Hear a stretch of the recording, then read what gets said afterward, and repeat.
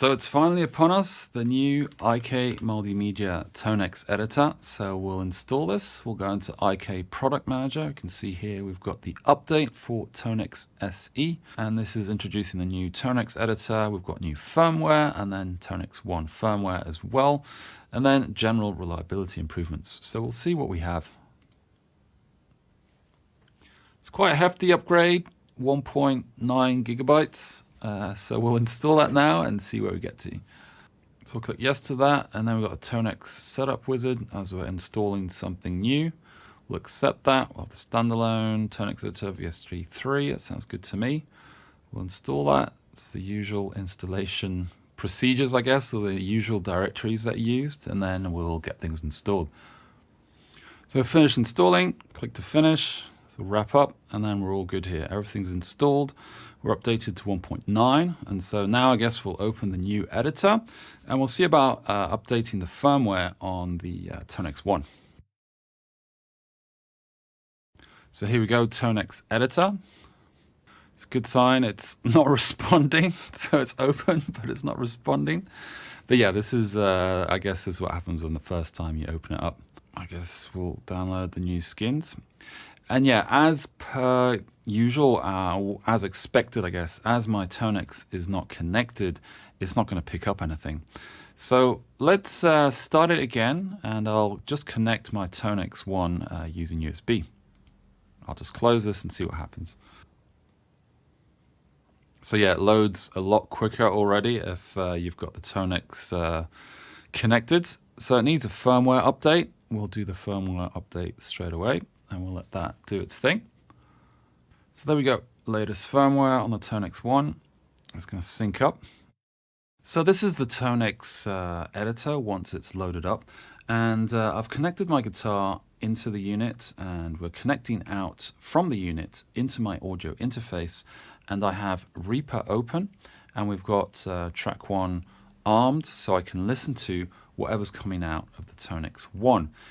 Depending on the interface that you use or the DAW you use, it might be different, but this is the setup that I'm using in this case, as there's no volume output from the Tonex editor itself, i.e. plugging in this way, unless I'm plugging into an external amplifier or an FR/FL cab or something like that, I won't get any sound through the actual editor itself. But this is usual behavior, given that this is how editors work for most units in the first place, so it's just something to note when doing the setup. So now what we can finally do is directly edit the sounds that we have loaded on the Tonex device itself, and it's also saved onto the device itself. So for example, I've got this high gain tone here.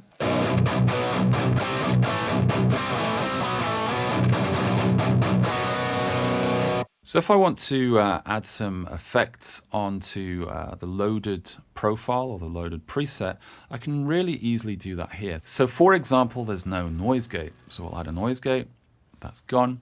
So I want to add some delay, I'll do that as well. As you can see, each time it's also syncing up here. So basically, any changes that we make over here is directly synced onto the device itself, and it's also saved onto that slot that's active on the Tonex unit.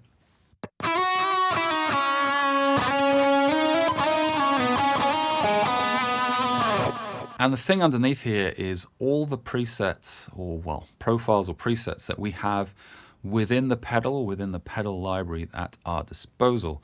Now, if we want to take in other profiles and presets that we have, this is where the Librarian comes into play. So when I click Librarian, this is where I get all the presets that I have saved via Tonex at my disposal.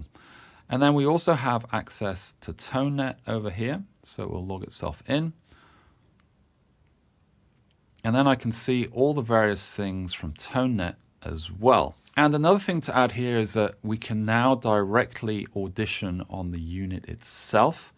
It might take a bit longer as it has to import and sync things up. But in essence, we can either do it this way. So for example, I feel like trying this one out. I can either drag this onto the unit itself.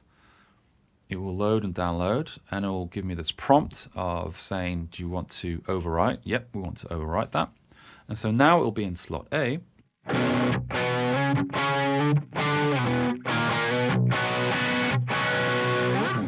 So I have that now in slot A. However, if I hit Autoload over here and activate that, I can then just click on, say, a different model, and it will automatically load and overwrite whatever it is in the selected slot over here, and then put that on the unit.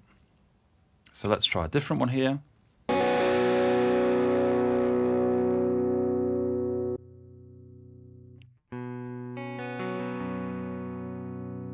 And then if I want to edit effects on the actual unit itself on that or slot A, I hit back editor and we have the loaded model here, and then we can mess around with the actual model itself and make it more to our liking. So in this instance, let's add, say, a delay and a reverb. Let's say a plate reverb. We'll bump up the time somewhat. Touch of pre-delay, I think that's all right. Let's go for, say, a tape delay. Let's pull back the mix a bit and then see how that sounds.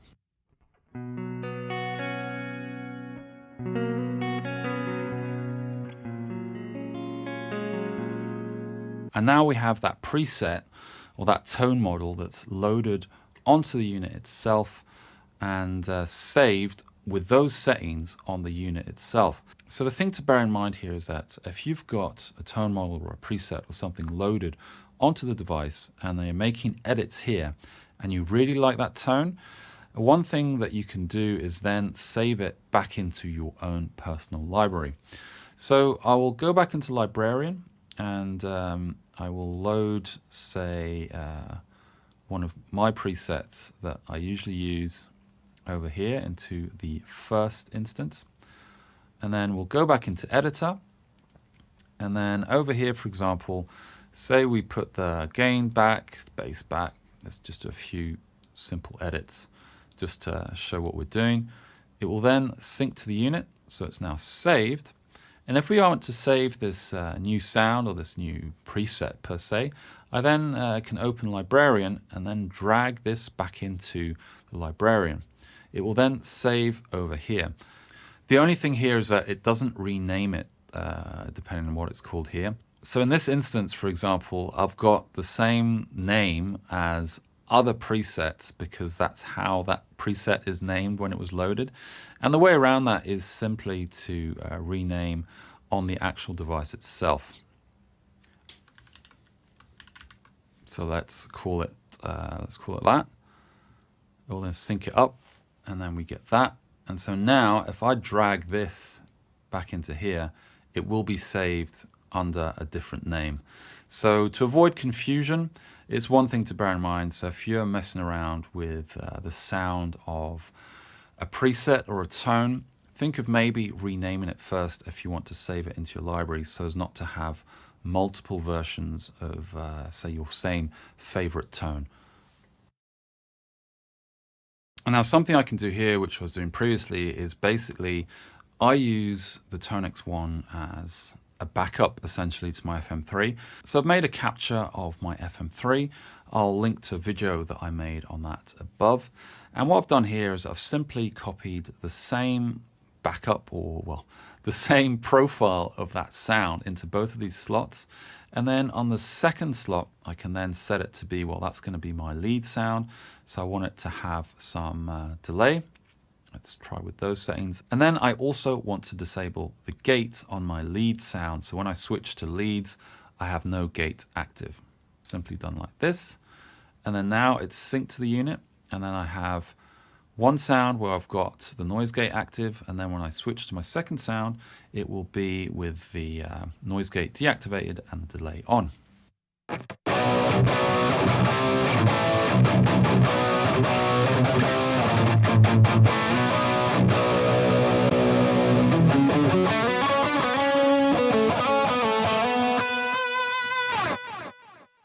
And you can see as well that, you know, if I'm hitting the switch on the actual Tonex, it also switches within the Tonex Editor, which is a nice touch as well.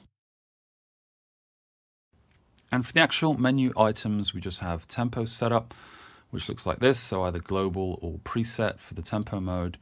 And within global setup, we have the input trim that we can set, the tuner mode that we can set, and then under general we've got the same as before, global cabinet, direct monitoring, and then we can reset all the functions there. And under here we also have the firmware update that we can do here, and then under library we can either export to do backups, which can be quite useful, or import libraries. So by doing this, I think we can either export all the profiles that are loaded currently on the Tonex unit and export it somewhere for a handy backup, and the same thing to import all of those onto the Tonex unit in one go. Now, one other thing that I wanted to check is just how the seamless syncing between all these devices work. So for example, under Librarian, what I've done is that I'd saved this new preset Droga FM3-spawn that's in there. So we'll check how it looks underneath the Tonex app. So underneath good old Tonex app, if I go to preset now and then have a look underneath, where was it? Droga FM3 spawn, it is there. So all this stuff is really nicely synced. So if you use the plugin and you use this to sort of play tones and things like that, you can do that here, which is really good.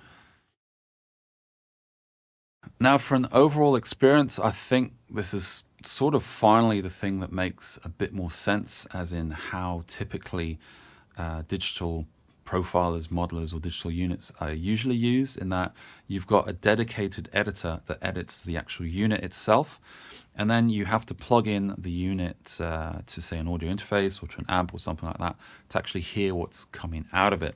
And we finally have that direct editing capacity and also control over whatever is on the actual unit itself. The only thing that I said before is bear in mind that any edits that you do using the Tonex Editor will only be on the actual Tonex unit and won't be saved directly within your Librarian or your preset library. To do that, you will have to then open up your Librarian tab here and then drag back over here, if that makes sense, whatever changes that you made of a preset, say, that you want to save. You can, of course, also do a complete library export if that's something that you prefer to do. So both options are there depending on how you want to do it. So there you go. I hope that was useful. Just a quick overview on installing and using the editor for the first time. And I hope that gave you some insight in using it and how to set it up. In any case, thanks for watching. Hope to see you in the next video. Take care.